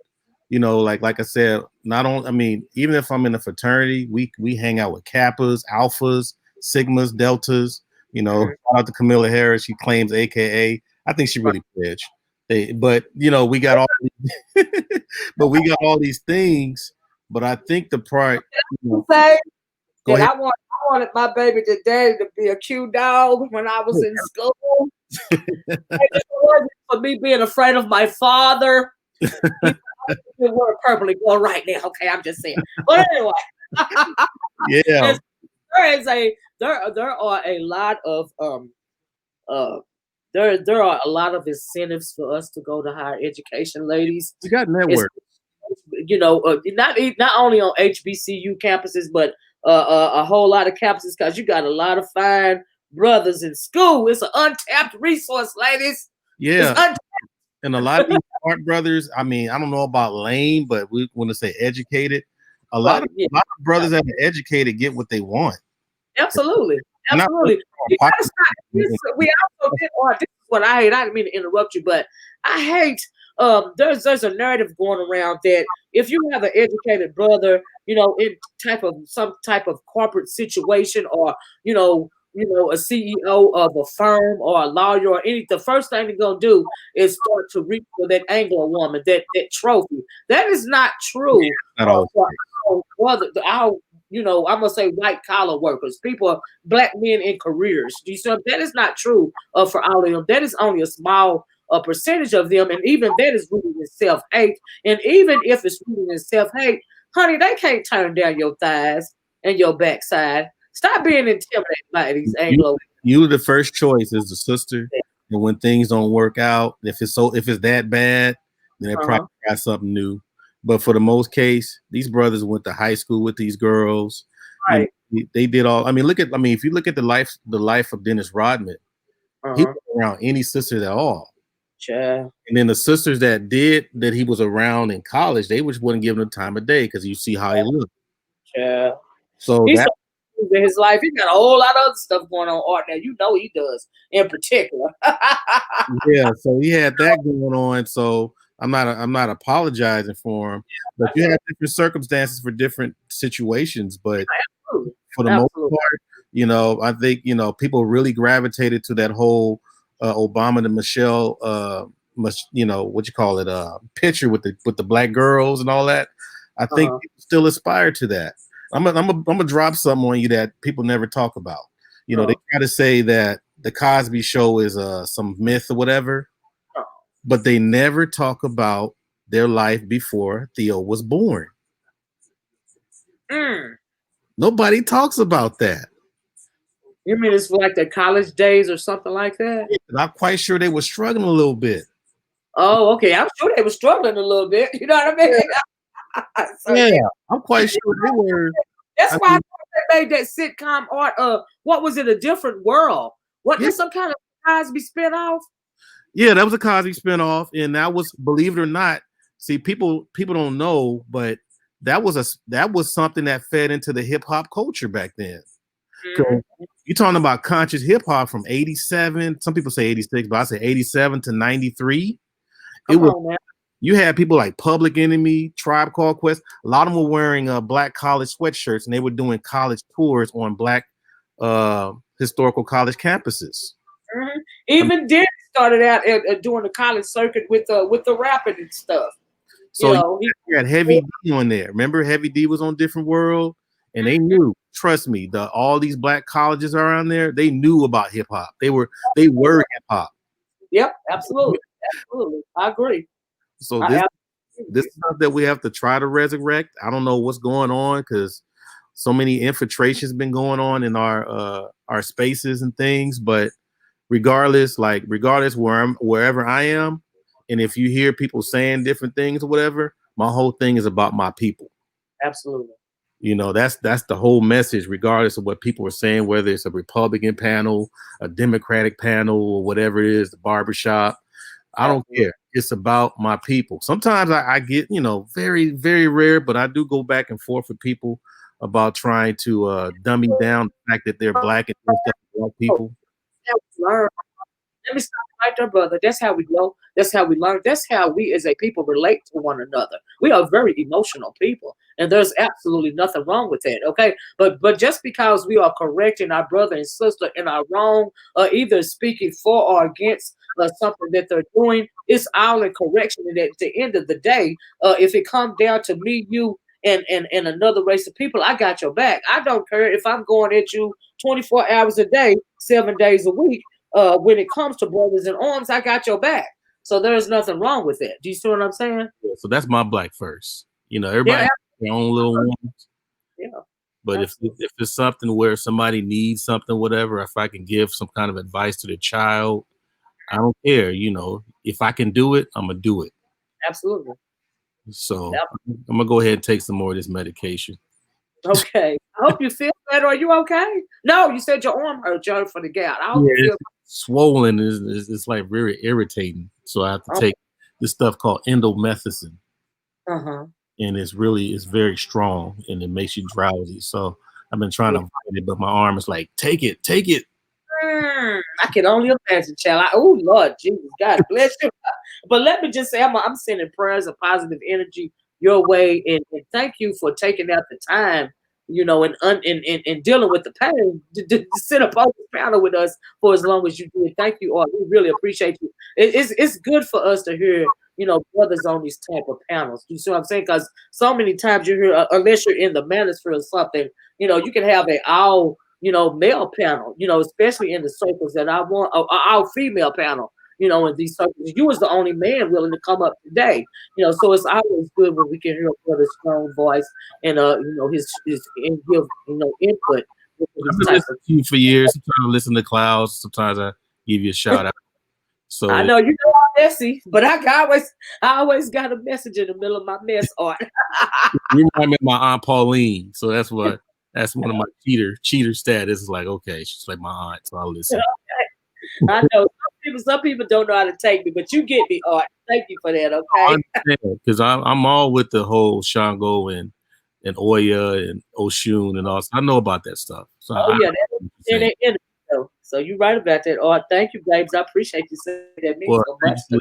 Thanks for letting me come up. So if there's an opportunity like this, I'll try to do what I can to indulge and support. Absolutely. Thank you, sir. Thank you so much. You have a nice night. Please feel better. Oh, I appreciate it. You should ice your elbow as well. Or Andrea said you need to ice your elbow. Yeah, I think it's supposed to be in the category of tennis elbow, but it's still on the gout. And it's like, I don't know what the hell happened, but okay. Feel better. Okay, sister. So I'll be in touch. Okay, brother. Thank you so much. Peace. Peace.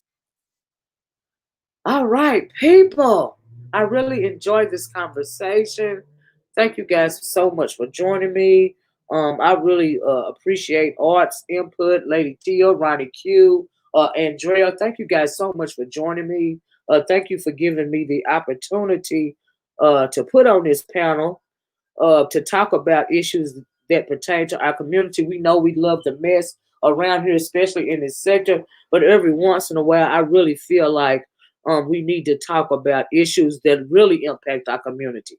Do you see what I'm saying? I don't mind the mess, I don't, but after what I witnessed last night, I just cannot talk about anything other than what is going on with us in our community, how all of this stuff is shaping, our realities, and that is what I wanted to do. And thank you guys so much for joining me. I'm going to get off of here. I got to go find me some dinner, honey, as well as use the bathroom. I love you guys so much. Please hit that like button on your way out the door. Please hit that subscribe button. Thanks again for the super chats, Lady Tia. Thanks for the cash apps. I see you. I got you. I'm not going to say your name, but thank you so much. Thank you guys so much for supporting me. Thank you so much for being respectful amongst one another in the comment section, as well as up on the panel. We're going to do this again, okay? And so I love you guys, and maybe tomorrow. Thank you, Roddy Q. Did I mention your name? Thank you too, Roddy Q, for being up on the panel. If I didn't say it, charge it to my mind, child. I'm getting old and not my heart. Okay, but thank you too, Roddy Q. Hey, Strawberry One. Thank you for saying the Strawberry Ones. But yeah, thank you, Alicia. Thank you guys so much. We're going to be doing this again. Like I said, when in the midst of the mess, there's always a message.